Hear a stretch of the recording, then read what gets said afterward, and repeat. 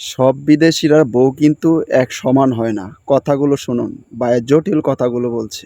হাতের পাঁচটা আঙুল যেমন সমান সমান হয় না, সব বিদেশির বউ কিন্তু খারাপ পথে যায় না। আপনার মতো কিছু মানুষ কয় বড় বড় কথা, দেশে আছি বলি আমার বউ দোয়া তুলসী পাতা। দেশ আর বিদেশ নাই, আপনি মনে হয় জানেন না। যেই সব গরু গু খায় টুনা মুখে দিলেও মানে না। আপনাকে উদ্দেশ্য করে একটা গল্প বলি, দেশি গল্প।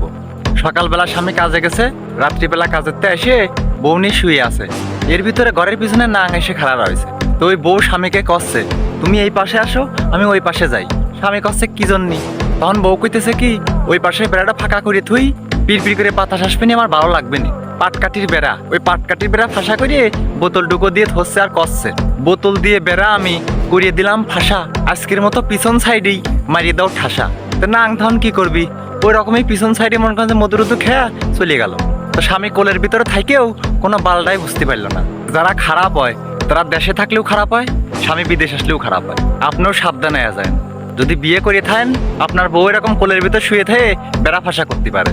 আর যদি বিয়ে না করে থাকেন তাহলে এরকম বেড়া ফাঁসা করা বউ আপনার কপালেও জুটতে পারে। মাইন্ডেড।